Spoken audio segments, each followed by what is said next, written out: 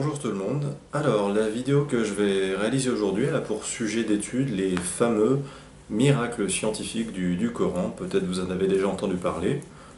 Ce phénomène qui se développe sur Internet depuis plusieurs années maintenant, dont sont friands d'ailleurs tant de jeunes musulmans et de néo-convertis. Voilà, il ne parle peut-être pas forcément à tout le monde, alors je vais vous faire disons un petit topo sur le Coran. Voilà, ça me semble utile pour préciser un petit peu la nature de ce concept des miracles scientifiques du Coran, expression un peu oxymorique, miracle scientifique, alors que le miracle dans l'acception en tout cas voilà, de l'imaginaire collectif des gens la plupart du temps, c'est un événement qui effectivement dépasse le cadre normé des lois de la physique et de la nature. Voilà, ce qui est un peu le contraire de la science. Voilà, donc ces miracles scientifiques du Coran que je qualifie personnellement de mirages scientifiques, d'où le titre de la vidéo. Alors le Coran, donc, pour rappel, depuis la position d'un musulman lambda, c'est le récit du Dieu Allah adressé au prophète Mohammed dans le but d'annoncer aux êtres humains ce qu'il faut faire pour éviter l'enfer et ce qu'il faut faire également voilà, pour gagner le paradis dans l'au-delà. Et aussi ce qu'il ne faut pas faire voilà, pour éviter l'enfer et ce qu'il ne faut pas faire bien sûr pour gagner le paradis dans l'au-delà. Et parmi donc les choses à faire, bien évidemment, obéir au prophète Mohammed, c'est un devoir incontournable. Depuis la position islamo-sceptique, en revanche, le Coran, c'est un récit retranscrivant les commandements et les justifications d'un gourou qui utilise la peur et l'ignorance des gens dans le but d'obtenir du pouvoir politique, de l'argent et bien évidemment les faveurs des femmes. Mohammed, c'était c'était un simple bédouin du 7e siècle, pas particulièrement doué en dialectique, enfin en argumentation rationnelle, disons, de ce que j'ai vu moi du Coran et aussi dans des récits de hadith sahih. Et il était aussi également peu doué, je pense, en sciences physiques, chimiques ou naturelles. Et donc il allait de soi que euh, voilà, que le Coran, donc son œuvre officiellement, ne pouvait pas contenir des textes qui, sur le fond, seraient capables de trancher nettement avec l'optimum des savoirs théoriques et pratiques scientifiques de son époque. Pourtant, bien des musulmans croient cela. Voilà. Problème, toute l'histoire des civilisations humaines sur Terre semble démontrer que le Dieu Allah, voilà, qui régit un petit peu, qui orchestre toute la vie sur Terre officiellement du point de vue musulman, et bien, tout porte à croire que ce Dieu s'acharne à vouloir faire rayonner des savoirs, des savoir-faire et des technologies de mécréants, chrétiens, juifs ou judéo-chrétiens, et pas particulièrement en tout cas ceux de musulmans. Les meilleures médecines et techniques médicales du monde viennent de mécréants et pas de musulmans ou pas du monde arabo-musulman. Les automobiles, les avions, Internet, l'informatique, le réfrigérateur, le congélateur, le téléphone, la radio, téléphone mobile donc aussi, l'électricité, l'ampoule électrique, le sous-marin, la fusée, la télévision, la clé USB, la vaccination, bref, tout démontre aux musulmans qui connaissent un minimum l'ingéniosité des meilleurs scientifiques qui ont fait rayonner le savoir et surtout la puissance du monde occidental à travers ces derniers siècles, donc que ce sont des occidentaux non musulmans qui sont à l'avant-garde de la science parmi les civilisations humaines et pas des musulmans. Conscients de cela, des musulmans donc, se sont alors mis à utiliser l'indigence et la suffisance des récits coraniques, tant sur la forme que sur le fond, afin de réussir à faire dire au Coran ce qu'il ne dit pas. Ainsi est née l'arnaque du concept des miracles scientifiques, qui est une entreprise visant par concordisme à tenter de faire coïncider les textes du Coran avec des récits factuels ou voilà, des récits factuels donc sur des théories ou des outils scientifiques découverts au cours des 20e ou 21e siècles, mais en tout cas pas au 7e siècle après Jésus-Christ. Le but est de pouvoir frimer et de dire vous avez vu, la preuve que le Coran est divin, c'est que ce récit il annonce des choses qu'il aurait été impossible à un simple bédouin du 7e siècle de découvrir. Au milieu des 450 pages de mon livre Il était une fois l'islam, je consacre d'ailleurs deux parties donc, de ce livre à cette entreprise rhétoricienne que sont les miracles scientifiques du Coran. Ça correspond à la totalité du second sous-chapitre du chapitre 2 de mon livre et également à une partie du troisième sous-chapitre du chapitre 3 de mon livre. Voilà, parce que j'ai remarqué effectivement que ces dernières années, voilà, les convertis à l'islam en France fanfaronnent dans leur grande majorité sur ce concept pourtant fallacieux qu'est les miracles scientifiques, et ça me semblait assez utile, voilà, de pouvoir essayer de démonter un petit peu cette fumisterie. Beaucoup de vidéos sur les miracles scientifiques du Coran ont été vues par voilà, des centaines de milliers de personnes sur YouTube. J'en ai disséqué une pour vous notamment, vue plus de 500 000 fois déjà, et très plébiscitée par beaucoup de musulmans. Nous allons vous prouver si le Coran vient bien de Dieu. Car comme il a été dit, si celui-ci provient de Dieu, il doit contenir des miracles. Et si vous lisez le Coran, vous verrez qu'il contient des informations qui ne pouvaient être connues à l'époque, c'est-à-dire il y a 1400 ans. Mohamed était un homme qui vivait en plein milieu du désert d'Arabie, là où la technologie n'existait pas. À cette époque, il n'y avait pas d'électricité, aucun appareil électronique, rien de tout ça. Les gens vivent de la terre, se déplacent en chameau. Personne n'avait inventé ou même pu imaginer les choses telles que les sondes, les scanners, les satellites, etc. Mais qui a inventé tout ça? Les mécréants du monde occidental, bien évidemment. Quels hommes ont eu la meilleure capacité au cours de ces derniers siècles à transformer les savoirs théoriques en objets ayant des implications pratiques utiles, voire salutaires pour la santé et la vie des gens? Les mécréants, et notamment donc les chrétiens, juifs, athées ou agnostiques issus du monde occidental. Il y a plein d'exemples. Il y a Léonard de Vinci, Nikola Tesla, Benjamin Franklin, Louis Pasteur, Thomas Edison. Personne n'avait inventé ou même pu imaginer les choses telles que les sondes, les scanners, les satellites, etc.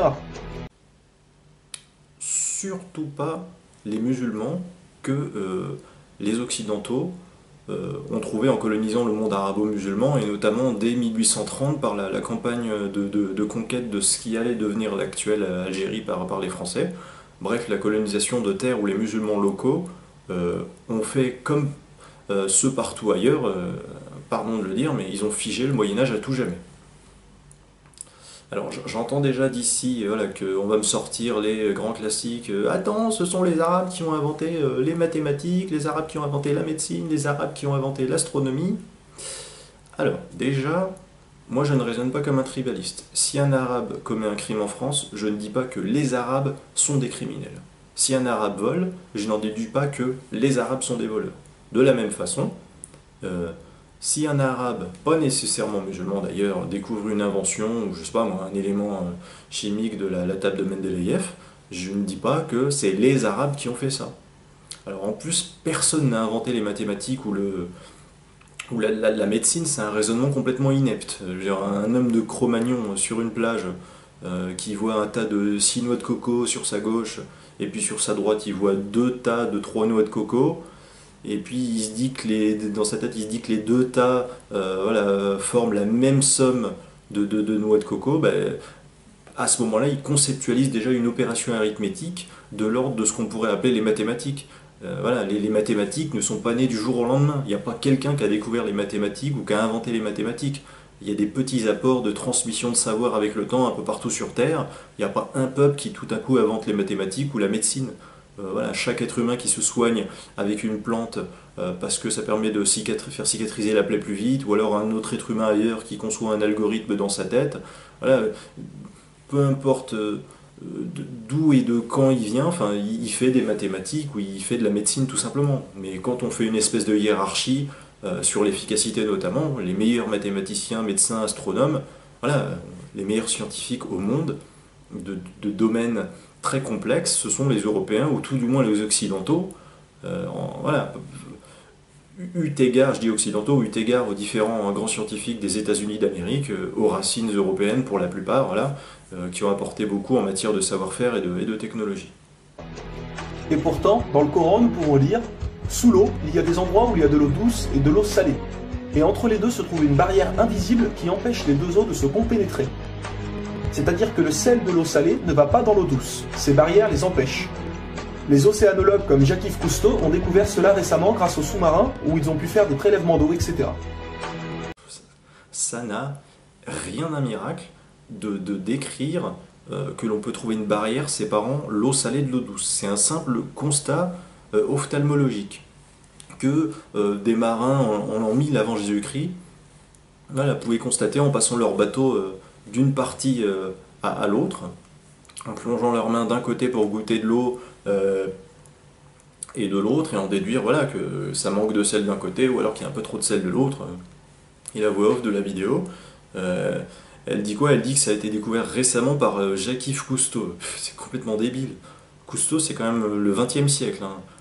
Voilà. Avant ça, les mécréants du monde occidental, ils avaient juste inventé la locomotive, le téléphone, le télégraphe, la photographie, et genre, ça leur est passé sous le nez le coup de la mer salée capable de border l'eau douce qui sort du fleuve et qui se dirige dans la mer. Non mais faut arrêter à un moment donné.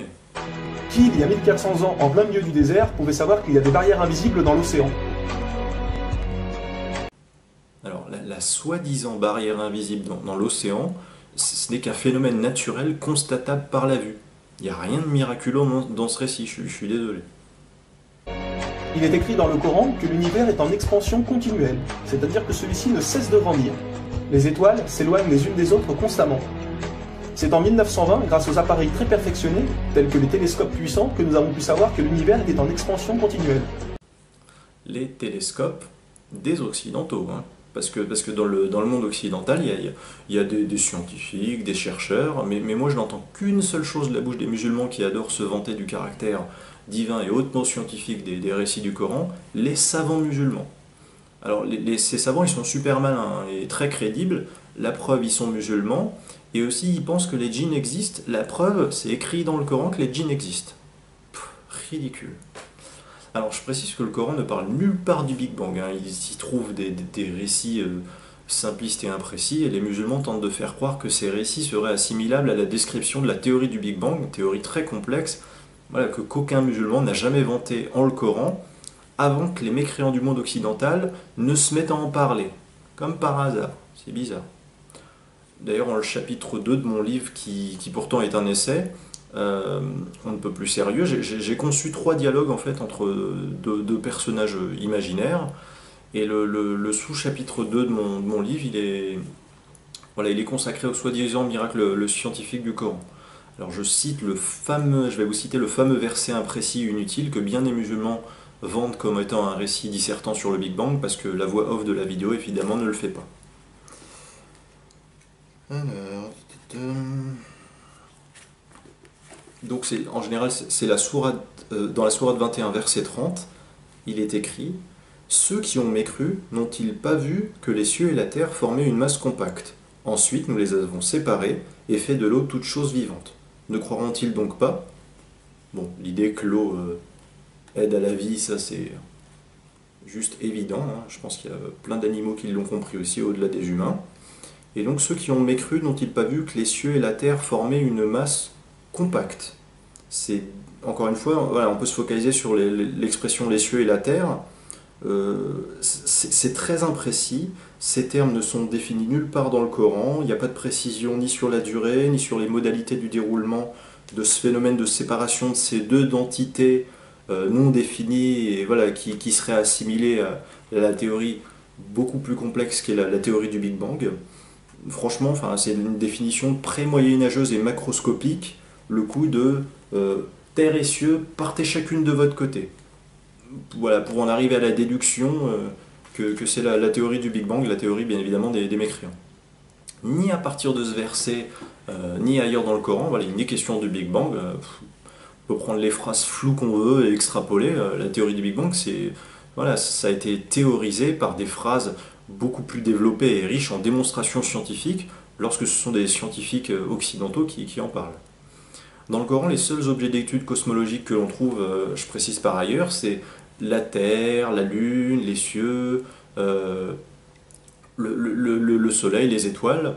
Voilà. Si vraiment Allah il voulait nous impressionner ou se démarquer de simples constats ophtalmologiques accessibles à n'importe quel chimpanzé qui pouvait voir de lui-même la Terre, la Lune, les étoiles, le Soleil ou le ciel depuis le 7e siècle après Jésus-Christ, eh ben, l'auteur du Coran il aurait dû voilà, décrire au moins la nature des différentes planètes qui gravitent autour du Soleil, voilà, ou ou alors voilà, la nature de ce qu'était l'univers spatio-temporel à son origine, avec un exposé clair et détaillé, et pas avec deux, trois pauvres phrases imprécises et simplistes. Qui, il y a 1400 ans, pouvait connaître cette information? Nous savons aujourd'hui que les montagnes sont comme des piliers et possèdent des racines.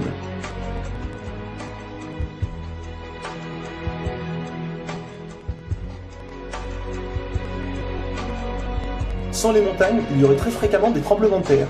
Nous savons grâce aux récentes découvertes qu'elles servent à la stabilisation de l'écorce terrestre. Qui, une nouvelle fois, il y a 1400 ans, pouvait savoir que les montagnes étaient ancrées comme des piliers et que ceux-ci servaient à la stabilisation de l'écorce terrestre? Encore le coup de grâce aux récentes découvertes. Bon, en fait, j'ai l'impression que le but de cette vidéo, c'est de vanter les découvertes des Occidentaux et ensuite de les faire approprier voilà, par le Coran. Franchement, enfin, on peut voir ce que le Coran dit au sujet des montagnes. Ça n'a rien de miraculeux scientifiquement et ça jette même plutôt l'opprobre sur le Coran. Alors, j'en parle dans mon livre.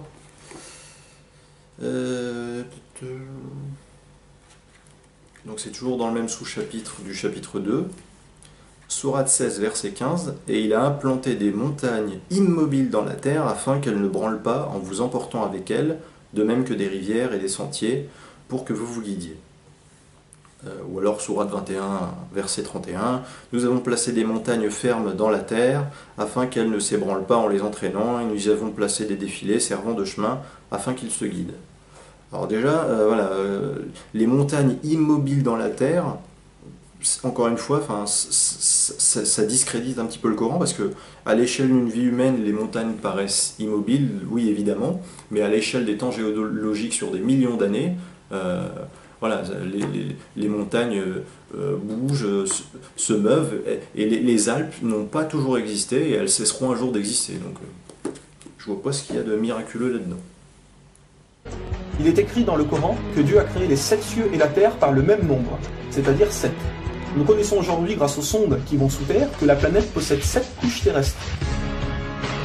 Le noyau interne solide, le noyau externe liquide, la couche D, le manteau inférieur, puis le manteau intermédiaire, le manteau supérieur et la lithosphère. Subdivision totalement arbitraire. Alors déjà, les 7 cieux, on ne sait même pas ce que c'est précisément. Et moi qui ai lu le Coran, l'auteur du Coran dit que le premier de ces 7 cieux est rempli d'étoiles. Donc les 6 autres doivent être vraiment très éloignés de la Terre, à mon avis, vu que dans tout l'univers, il y a des étoiles. Et les couches souterraines dont la voix off parle à cause d'un verset de la sourate, c'est quoi le trailer, oui, 65, ouais, qui dit Allah a créé 7 cieux et autant de terre. On ne sait même pas déjà de quelle terre il parle. Voilà, mais ces couches-là, la voix de la vidéo veut nous faire croire que c'est les subdivisions sous la Terre jusqu'au centre de la Terre. Dans l'absolu, on pourrait les faire passer à 12 couches ou à 4 couches si on veut appliquer un degré de différentiel en nature basé sur des normes plus ou moins restrictives, voilà, selon des qualités mesurables telles que la température moyenne, le niveau de rigidité ou de viscosité, la densité de matière. Enfin, c'est complètement ridicule. Et de toute façon, la voix off, elle débite des savoirs jamais annoncés nulle part dans le Coran. Et voilà, toutes les descriptions très précises qu'elle fait, on les voit nulle part dans le Coran. D'ailleurs, il ne cite même pas de versets durant sa vidéo de propagande. Qui, il y a 1400 ans, en plein milieu du désert, pouvait savoir que la Terre possédait 7 couches? Il était impossible de connaître cela sans la technologie récente. Pourquoi la voix off, elle décrit ces couches à partir des savoirs, voilà, des mécréants du monde occidental? Donc, il donne le nom de ces couches à partir de savoirs, mais bien évidemment, il ne peut pas les donner à partir de versets coraniques là-dessus, puisque ça n'existe pas. Dans le Coran, il y a des descriptions très simplistes, d'ailleurs tellement simplistes que potentiellement on pourrait leur faire dire tout et leur contraire. Et Allah, il aime bien caser d'ailleurs le chiffre 7 comme, voilà, par fétichisme numérologique. Vous vous en rendrez compte si vous avez l'occasion de lire le Coran.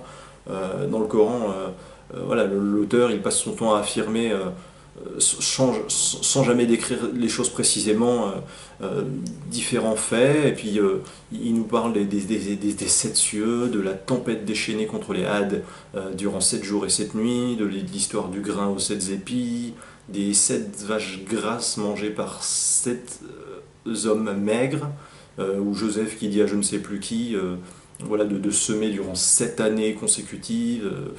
Qui, il y a 1400 ans, en plein milieu du désert, pouvait savoir que la Terre possédait 7 couches? Il était impossible de connaître cela sans la technologie récente. Pourquoi montrer des composants électroniques, invention des mécréants occidentaux? Pourquoi la voix off, elle ne montre donc pas une création de leurs savants musulmans depuis le monde musulman, voilà, une invention avant-gardiste par rapport à son époque? Il est aussi mentionné que les plantes ont des sexes, mâles et femelles. La découverte de la sexualité des plantes fut réalisée par Rudolf Jacob Comnenarius entre 1660 et 1720. J'ai jamais lu ça dans le Coran. Jamais. Voilà, il y a écrit dans le Coran qu'Allah il a créé un mâle et une femelle pour le couple, mais il n'a pas parlé de la sexualité et donc de la sexe-dualité des plantes. Et puis en plus, il existe des plantes hermaphrodites par ailleurs. Hein. Je dis ça, je dis rien. Et puis dans cette catégorie des couples avec un mâle et une femelle, voilà, Allah il n'a pas inclus les plantes de ce que j'ai lu dans le Coran. L'auteur de la vidéo, il pourrait citer tellement de fois ces fameux super versets scientifiques, mais il ne le fait pas. Il se contente d'aligner des affirmations. C'est sûr que c'est tellement plus impressionnant de nous bombarder avec des jolies images voilà, fournies par des caméras, technologies des mécréants du monde occidental. Le récit consistant à décrire ce qui semble accessible à toute personne ayant des yeux au 7e siècle sur Terre, pour moi ça ne m'impressionne pas. Les montagnes solidement ancrées dans le sol, oui ça peut sembler évident, parce que c'est massif, c'est immense dans le paysage, mais encore une fois ça ne m'impressionne pas du tout ce genre de récit. Le Coran explique étape par étape l'embryologie, c'est-à-dire comment un enfant se développe dans le ventre de sa mère. Le professeur Kate Moore, qui a aussi le prix Nobel au Canada de l'embryologie, a confirmé que cela se passait exactement comme indiqué dans le Coran, et a affirmé que ces faits ne pouvaient être connus d'il y a 1400 ans. Ah bon? Bah déjà dans le Coran, nulle part Allah il ne parle de l'ovule. Normal, l'ovule on ne le voit pas. Encore une fois, Allah qui voulait mettre des soi-disant miracles scientifiques dans son Coran dans le but d'impressionner, afin de mieux faire, voilà, voilà, afin d'impressionner, dans le but de mieux faire accepter le savoir coranique éventuellement, enfin l'objectif est complètement raté. Il fait que citer des évidences visibles, accessibles à un bédouin du 7e siècle. J'ai pas l'impression qu'il soit capable de dire plus que ce que Mohammed aurait pu savoir en son temps, voilà, sur la péninsule arabique. L'auteur du Coran parle depuis le Coran du sperme de l'homme entrant dans la femme et se transformant en bébé. Ça n'a rien d'avant-gardiste. Depuis des millénaires, tous les hommes ont compris ça. Un exemple, le Coran explique qu'à un moment, le fœtus a la forme d'une sangsue dans le ventre de sa mère. Et si on regarde des images des scanners, nous nous rendons compte que l'embryon a exactement la forme d'une sangsue et qu'il s'accroche à une paroi du corps comme le fait une sangsue. C'est nul. Je sais pas, moi je peux être un barbare arabo-musulman qui vit au temps du prophète et qui ouvre le ventre d'une femme enceinte à coups d'épée, voilà, une femme enceinte depuis peu, qui m'a supplié de ne surtout pas la tuer, et puis aller voir mes copains et leur dire oh les gars, je viens d'éventrer une mécréante de plus, voilà, elle m'a supplié de ne pas la tuer parce qu'elle était enceinte, et à l'intérieur, son bébé, pas encore trop bien formé, ça ressemble à une sangsue. Voilà. En quoi est-ce avant-gardiste ce nouveau et simple constat d'ordre ophtalmologique, cette comparaison métaphorique? Où est la science fondamentale, bien décrite, voilà, qui se dissocie des savoirs de l'époque et des superstitions de l'époque surtout, tout en étant véridique et voilà, impliquant des faits très concrets qui peuvent être bien mesurés dans la pratique? Moi, je n'en vois pas dans le Coran. Vous voyez comment les versets coraniques s'accordent parfaitement avec la science d'aujourd'hui? Pour savoir cela, il a fallu attendre l'arrivée de scanners, de caméras, etc. Les scanners, les caméras, enfin bref, que des trucs d'occidentaux, plus issus d'environnements socio-culturels ou socio-éducatifs chrétiens, juifs ou judéo-chrétiens, mais surtout pas musulmans en tout cas. Désolé. Il est écrit dans le Coran que les fourmis parlent. Nous l'avons confirmé en 2009 grâce aux appareils auditifs puissants. Un homme ne peut entendre ces bruits à l'oreille nue comme ça. Parler dans quel sens? Presque tous les animaux se parlent entre eux dans l'absolu, pas plus les humains et les fourmis que les loups, les ours ou les chats. Le récit coranique sur le fait que les fourmis parlent, en plus il ridiculise plus qu'autre chose l'auteur du Coran, quoi. C'est dans la sourate les fourmis, la sourate 27, ça parle du prophète Salomon, enfin version coranique en tout cas, et d'armées d'oiseaux et de djinns. Les djinns qui, je le rappelle, ne sont ni plus ni moins que de la superstition. Mais Allah il dit qu'il les a créés dans le Coran, et bien évidemment les auteurs de vidéos de propagande sur les miracles scientifiques du Coran, ils vont pas trop s'empresser de se vanter de l'existence des djinns. Voilà. Ça c'est avant-gardiste, il n'y a qu'un problème, c'est que c'est complètement faux et ridicule. Nous savons qu'au début du monde, il y avait seulement une nébuleuse primaire, compactée en une seule masse et qui a explosé, ce que nous appelons aujourd'hui le Big Bang. Le déroulement du Big Bang est pourtant écrit dans le Coran. Le Big Bang a été découvert au XXe siècle, alors que le Coran a été écrit au 7e siècle. Allez, la voix off, elle continue d'extrapoler, et bien sûr, elle ne cite pas ses sources. Le Coran affirme que ce sont les abeilles femelles qui ramassent le pollen des fleurs. Pourquoi le Coran ne parle que des femelles et non des mâles? Eh bien la science a découvert récemment qu'effectivement les femelles possédaient des organes que les mâles n'ont pas, et ceux-ci ne peuvent pas collecter le pollen des plantes. Encore et toujours, qui pouvait savoir il y a 1400 ans que les mâles n'ont pas les organes nécessaires pour le prélèvement du pollen? Qu'est-ce que tu racontes la voix off? Non mais arrête d'extrapoler sur du vide, sérieux. Le Coran ne décrit absolument aucune caractéristique physiologique des abeilles, et encore moins il ne donne d'éléments permettant de distinguer les abeilles mâles des abeilles femelles. Faut vraiment arrêter de nous balancer des images de huttes au milieu de la brousse, là, au moment où il nous sort son slogan 1000 fois ressassé. Qui pouvait savoir il y a 1400 ans? Ridicule, quoi. Il y a longtemps, les gens pensaient que la Terre était plate. Ce n'est qu'en 1577 que Francis Drake fait le tour de la planète et prouve que celle-ci est ronde. Le Coran, environ 1000 ans plus tôt, affirme que la Terre est ronde. Faux. Le Coran ne dit jamais que la Terre est ronde. Et la voix off ne peut bien évidemment pas citer un verset coranique dans ce sens-là, puisque ça n'existe pas. Le Coran il dit qu'Allah il a fait de la Terre un tapis, et que cette Terre elle est comme une couche qui s'étend. Voilà. Vous connaissez des sphères rotondes ressemblant à un tapis, ou alors des sphères rotondes capables de se déployer en longueur et en largeur, telle une couche qui s'étend? Moi j'en connais pas. Le Coran, environ 1000 ans plus tôt, affirme que la Terre est ronde, mais ne s'arrête pas à ça. Pour donner un exemple, il est dit que la Terre ressemble à un œuf, mais pas n'importe quel œuf, celui d'une autruche. La Terre qui ressemblerait à un œuf d'autruche selon le Coran? Franchement, en toute bonne foi, j'ai jamais lu cette comparaison nulle part dans ce livre. Faut vraiment arrêter de mentir, ou alors citer des passages du Coran que vous mettez en avant la voix off, parce que là, partez dans un grand délire. J'ai jamais lu cette comparaison. Et si vous regardez un œuf d'autruche, vous verrez qu'il n'est pas tout à fait rond, mais qu'il est aplati en haut et en bas. Celui-ci est de forme géosphérique. Et nous savons aujourd'hui que la Terre non plus n'est pas tout à fait ronde, mais qu'elle est aplatie au niveau des pôles. Et donc qu'elle est également de forme géosphérique. Tout ce que nous savons des sciences géologiques aujourd'hui ont pour base les savoirs de mécréants occidentaux. Tiens à le préciser. Et si vous regardez un œuf d'autruche, vous verrez qu'il n'est pas tout à fait rond, mais qu'il est aplati en haut et en bas. Celui-ci est de forme géosphérique. Et nous savons aujourd'hui que la Terre non plus n'est pas tout à fait ronde, mais qu'elle est aplatie au niveau des pôles. Et donc qu'elle est également de forme géosphérique. Qui, il y a 1400 ans, pouvait savoir que la planète Terre était géosphérique? Allez, rebalance-nous toutes les images de huttes de Touareg avec ta musique de cours de yoga. Soyons honnêtes, qui, il y a plus d'un millénaire, pouvait faire toutes ces affirmations sans aucune technologie?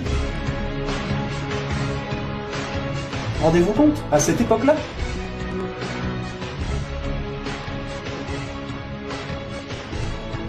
Et soyez conscients que je n'ai donné que quelques exemples. Il y a plus de 500 versets qui parlent de science sans aucune erreur. Le Coran parle d'astronomie, de biologie, de physique, de géologie, etc. Il n'y a pas des centaines de versets scientifiques dans le Coran, mais plutôt 0. Voilà. Et ce livre décrit des faits simplistes, caducs ou imprécis, dans des domaines tels que les sciences naturelles, physiques ou géologiques. Je suis navré. Le Coran ne comprend pas seulement des miracles scientifiques, mais des miracles linguistiques ou numériques. Par exemple, le mot terre apparaît 13 fois dans le Coran, et le mot mer apparaît 32 fois. Additionnez 13 plus 32, cela vous donne 45. Si l'on met cela en pourcentage, 32 fois le mot mer sur 45 donne 71%. Et c'est exactement le pourcentage que la mer recouvre sur la surface de la Terre. La mer recouvre 71% de la surface de la planète. Et 13 sur 45 donne 29%. Et c'est exactement le pourcentage que représente la Terre sur la surface de la planète. Ah bon? Bah moi, c'est bizarre, j'ai trouvé... J'ai pris un décompte, je l'ai mis dans mon calepin. Donc l'occurrence mer au singulier, je l'ai trouvé 29 fois. Et terre, 378 fois.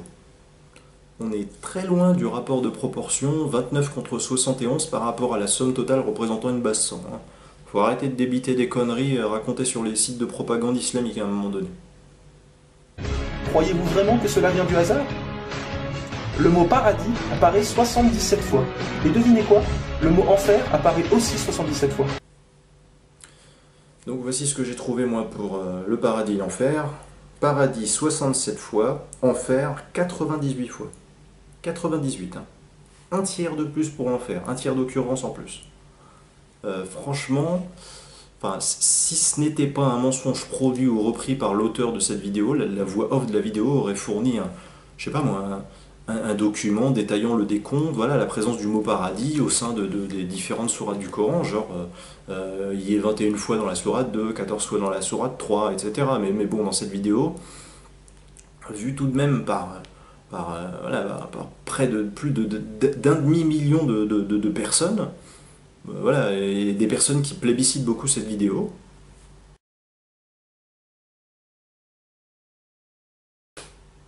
bah, je suis désolé, hein, la voix off, elle se contente d'enchaîner des affirmations, mais elle ne prouve pas grand-chose en se servant du Coran pour l'instant. Le Coran est d'une beauté incomparable. Dans la langue originale, c'est-à-dire en arabe, environ la moitié du Coran rime. Le Coran contient des palindromes. Un palindrome est un mot qui veut dire la même chose si on le dit à l'envers. Par exemple, Bob, à l'envers, vous aurez toujours Bob. Ou kayak, à l'envers, vous aurez toujours kayak. Un mot comme ça peut se trouver. Mais une phrase entière, cela est quasiment impossible. Ou alors votre phrase ne voudra rien dire. Mais non, le Coran possède des phrases entières en palindrome, et ces versets ont un sens très profond. Eh bah cite-les-nous, tes phrases palindromes, au lieu de nous faire languir, là, enchaîner les prétentions, jamais appuyées par la moindre citation coranique. Il en a trouvé plein, éventuellement, bah qu'il les cite alors. Je vais donner un dernier exemple avant de conclure. Vous allez vous rendre compte de l'extraordinaire précision du choix des mots. Dans un verset, Dieu dit qu'il n'a pas doté l'homme de 2 cœurs. Pourtant, un peu plus loin, Dieu parle aussi des femmes. Alors pourquoi il ne dit pas « je n'ai pas doté l'être humain de 2 cœurs » Pourquoi ne parle-t-il que des hommes, puisque les femmes sont mentionnées après? Quand nous lisons tout le passage, nous nous rendons compte que Dieu ne parle pas au sens littéral, mais au sens figuré. Il explique que l'homme ne peut pas être croyant ou non-croyant, c'est l'un ou l'autre, les deux ne peuvent pas coexister. Ou on a la foi, ou on l'a pas. Mais si nous prenons ce verset au sens littéral, est-ce vrai? Oui, bien sûr, l'homme ne possède qu'un seul cœur. Mais pour les femmes, elles peuvent être enceintes, n'est-ce pas? Et quand elles sont enceintes, combien de cœurs possèdent-elles? Vous vous rendez compte de ça? Si Dieu avait mis l'être humain au lieu du mot homme, un petit malin aurait pu dire « Hé, il y a une contradiction. Si on prend cette phrase au sens littéral, la femme peut avoir 2 cœurs quand elle est enceinte. » Mais non, même au sens littéral, cette critique est impossible. Que ce soit au sens littéral ou figuré, le Coran est inattaquable. C'est quoi ce raisonnement tordu? Bon, allez, admettons. Allez, admettons que le Dieu Allah il existe vraiment et comment dire, qu'il ait dit que qu'il ait dit ne pas avoir placé 2 cœurs dans la poitrine de l'homme à cause du fait que la femme pouvait tomber enceinte. Et donc, il a dit ça car le corps d'une femme enceinte, d'un bébé humain forcément, du coup ce corps-là contiendrait plus d'un cœur. En quoi est-ce miraculeux? N'importe qui peut penser à cette métaphore ou à cette réalité factuelle de toute façon. Enfin, tout le monde peut arriver à cette conclusion. Il n'y a pas besoin d'être un génie en sciences. Moi, si j'enferme un mec dans une pièce et qu'il est le seul être vivant dans cette pièce, alors il n'y aura qu'un seul cœur dans cette pièce. Si j'ajoute un second mec dans la pièce, voilà, il n'y aura plus d'un cœur dans la pièce. Qu'est-ce que ce récit trivial et ennuyeux à mourir peut produire qui viendrait à tutoyer la valeur des meilleurs savoirs des scientifiques du monde occidental? Bref, en tout cas, je tiens quand même à ajouter que dans le Coran, le Dieu Allah, il ne parle jamais du cerveau humain, mais vraiment jamais. Il s'inscrit plutôt dans la croyance de l'époque selon laquelle il y avait une cardio-conscience, c'est-à-dire qu'en gros, voilà, le cœur des humains servaient aussi de cerveau. Et du coup, donc, il avait l'occasion éventuellement de se démarquer de l'optimum des faux savoirs humains de l'époque en ce qui concerne le cœur, au 7e siècle donc, mais il a préféré lancer des dizaines de versets coraniques où il est dit, voilà, très explicitement que les hommes pensent et raisonnent avec leur cœur et qu'ils peuvent même ressentir des états d'âme passionnels ou émotionnels provenant de ce cœur, voilà, et donc pas du cerveau. Alors en voici quelques extraits, j'en ai dans mon livre, c'est dans mon chapitre 3. Alors.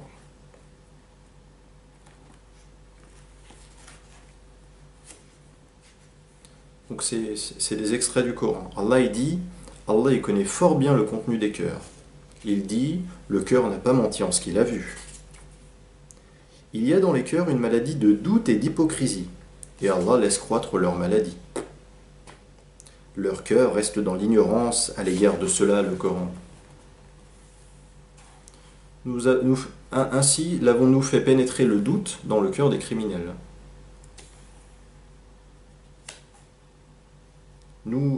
Et nous enlèverons toute la rancune de leur poitrine. Et alors, deux passages que j'aime beaucoup, ce sont des énumérations. Donc c'est dans la sourate 7 du Coran.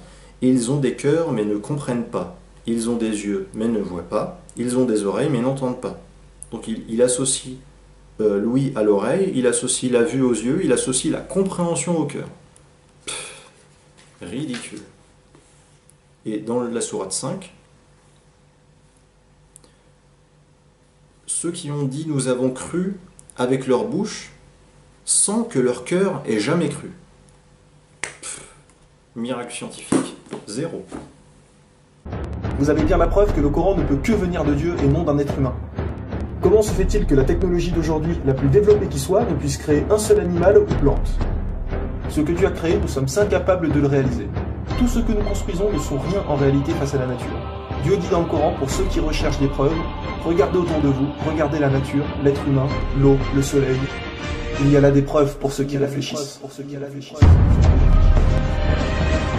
Waouh, il nous en a mis plein la vue à la fin de la vidéo, là, on dirait la bande-annonce d'un blockbuster hollywoodien. Alors malgré cela, moi je comprends vraiment pas, voilà, que des niais en quête d'identité collective puissent tomber dans le piège des miracles scientifiques du Coran. Qu'est-ce que vous cherchiez à montrer aux gens à qui vous avez diffusé, au cadre du FN, à qui vous avez diffusé cette vidéo exactement? Alors, l'intérêt on va dire, en mettant cette vidéo, c'était clairement pour les gens aujourd'hui, quelqu'un qui se convertit à l'islam, s'est rattaché tout de suite, on va dire, l'actualité, surtout la géopolitique, avec le djihadisme. Pour moi, c'était un petit peu de montrer quelque chose d'iconoclaste, dans le sens que le Coran, finalement, on connaît, on va dire, les choses qui font polémique avec le djihad, mais ces éléments sur la science, peu de personnes les connaissent. Donc, finalement, c'était de montrer ça. Quand même, vous n'êtes pas naïf? Bien sûr qu'il est naïf. Oui, il est naïf. Les conversions à l'islam, j'en parle un petit peu dans le chapitre 4 de mon livre « Il était une fois l'islam ». Et franchement, Maxence Butet, il me semble vraiment être un cas d'école, quoi. Dans son ignorance, dans sa satisfaction à laisser d'autres penser, analyser et conclure à sa place sans doute. Voilà, c'est-à-dire sa capacité à avaler les conneries des miracles scientifiques du Coran, mais aussi dans son zèle de converti, culpabilisant sans doute de ne pas être musulman depuis tout petit, contrairement à ceux qui le côtoient et qui l'ont influencé. Voilà, et du coup, il se sent peut-être obligé d'adapter son sens moral à celui du prophète Mohammed, quitte à devoir tolérer le pire, genre la lapidation.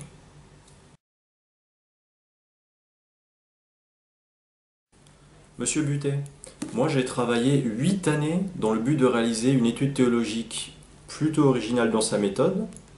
Voilà, mon livre s'appelle « Il était une fois l'islam ». Je ne ferai appel ni à votre sens moral, ni à vos émotions d'endoctriner, juste à votre raison si vous voulez le lire. Moi, dans ce livre, je vous donne vraiment toutes les meilleures raisons du monde de douter très sérieusement du fait que le prophète Mohammed ait été inspiré par un Dieu omnipotent et tout-puissant, et encore plus de raisons de trouver ridicules ces mirages scientifiques du Coran dans lesquels vous êtes tombés.